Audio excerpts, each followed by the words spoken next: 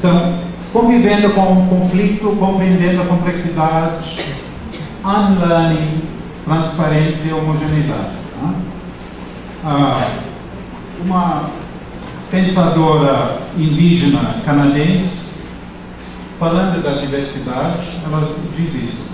Em contextos de diversidade e diferença, culturas e línguas dominantes e não dominantes precisam se ver como em fluxo e cambiantes. Precisam estar sempre abertos ao diálogo e à colaboração com outras línguas e culturas radicalmente diferentes, né, que o cercam. Judith Butler, uma pensadora norte-americana feminista, vai dizer isso. A diferença é essencial e constitutiva. Nenhuma cultura é homogênea ou pura. Dado que a suposta pureza cultural ou linguística é desfeita de antemão por uma contaminação, qual é essa contaminação? Porque essa suposta pureza nunca existiu.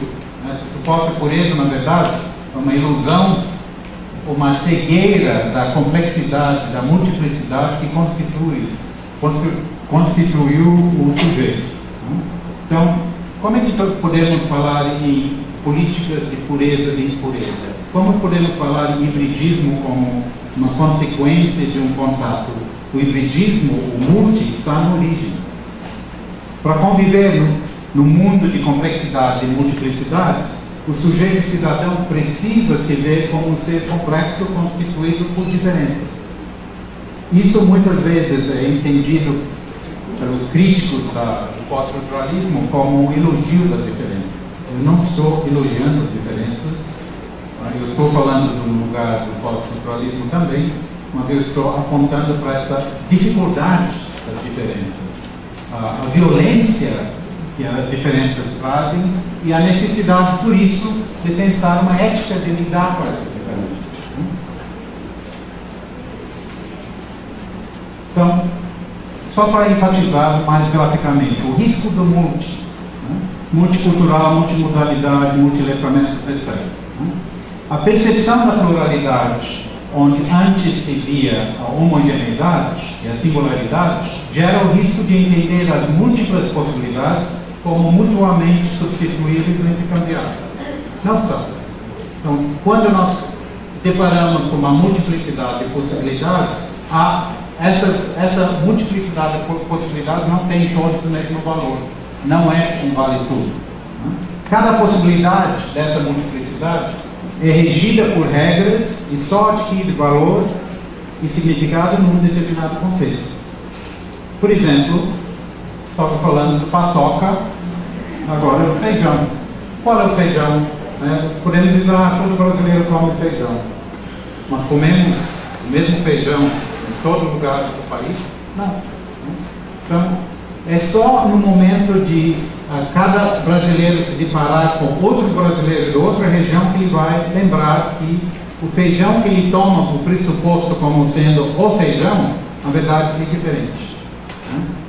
Então, o exemplo do multi aqui não é dizer, olha só, esses são vários tipos de feijão que existem no Brasil. Você escolhe, você come qualquer um. Não é assim. Em cada região, elege-se, historicamente elegeu-se, um tipo de feijão e se come esse tipo de feijão. A mesma coisa se aplica à questão dos multis. Agora, para algumas imagens, quando olhamos para uma imagem assim, qual é a palavra que vem à sua cabeça? É um soldado defendendo o seu país? É um terrorista? Vai depender da sua história, dos seus valores, de onde você está falando ou lendo. Olha essa aqui. Quais são os pressupostos linguísticos e culturais? Não sei se vocês conseguem ler o que está escrito ali, mas está escrito: quem ama meia de seda não resiste a uma devassa. Vejam os pressupostos culturais e depois tentem explicar para os nossos colegas australianos e canadenses o que significa isso. Porque porque não está dito verbalmente, está pressuposto culturalmente. Então, o que um lê num texto, o outro não enxerga, porque o conhecimento prévio nos leva a ver determinadas coisas e não ver outras.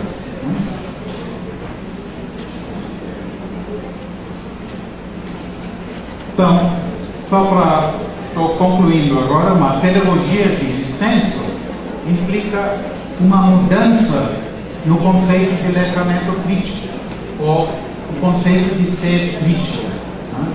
Uma mudança do conceito de crítica para pós-crítica. Eu não estou usando esses termos porque quero que vocês reproduzam esses termos. É apenas uma maneira de entender a diferença entre crítica e pós-crítica.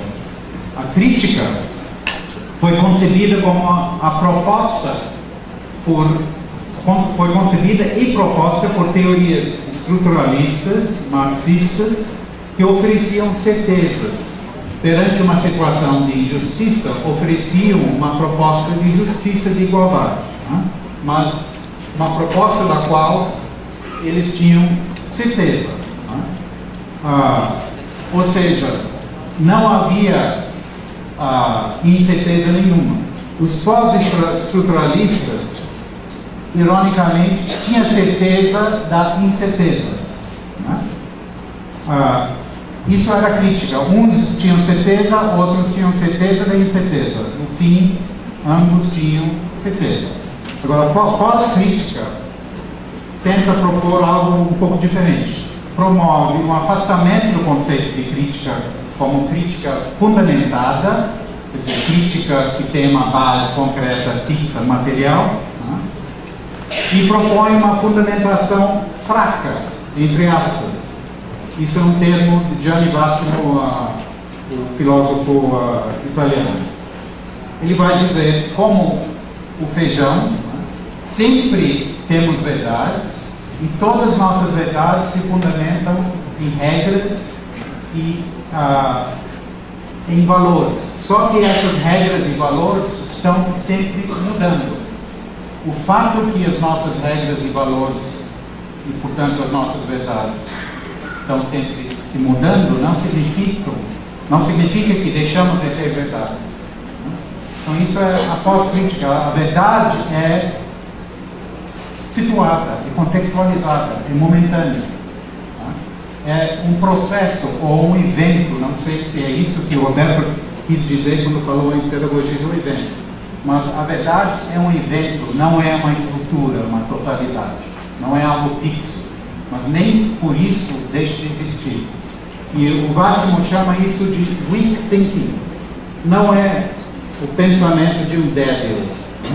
É um pensamento debilizado, uma verdade debilizada, quer dizer, uma verdade que sempre existe, mas deixou de ser vista como uma verdade eterna, fixa, concreta.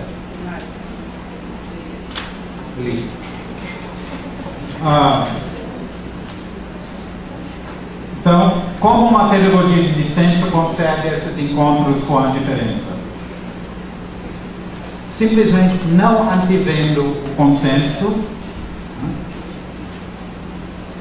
A compreensão precisa ser vista como um processo marcado por um conflito e dissenso e ausência de transparência.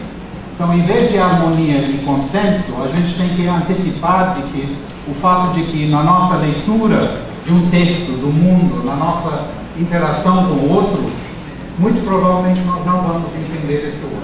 Nós temos, isso não significa que paramos ali. Eticamente significa que, justamente por não entender o outro, que precisamos entender o outro.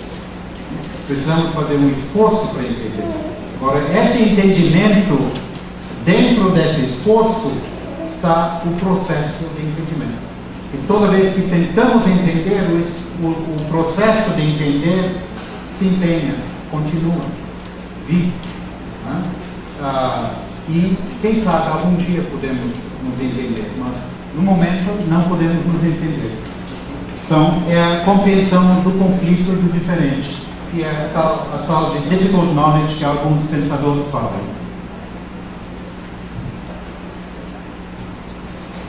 Então, precisamos estar abertos às múltiplas possibilidades, sim, mas não entendendo as múltiplas possibilidades como vale tudo. Quando nós falamos de multiletramento, o termo multiletramento foi construído, produzido historicamente quando as pessoas pensavam que letramento era aprender um código. Agora que usamos multiletramentos, um desavisado pode achar que há várias formas de escrever.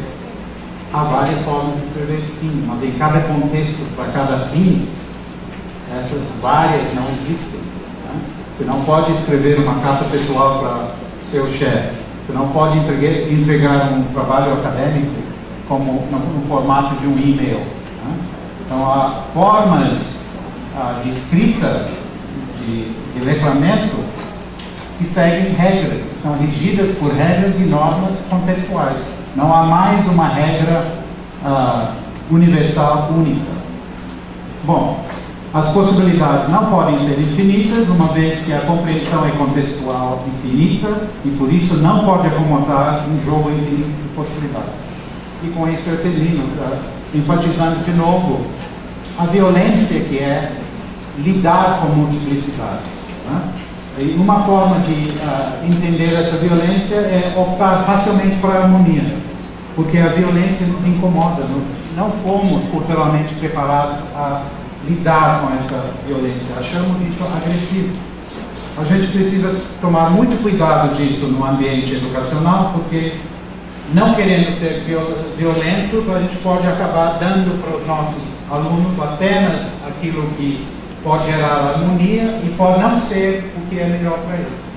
Pode não promover a aprendizagem ou mudança ou transformação, que é o objetivo educacional, trazer novos saberes para promover transformações.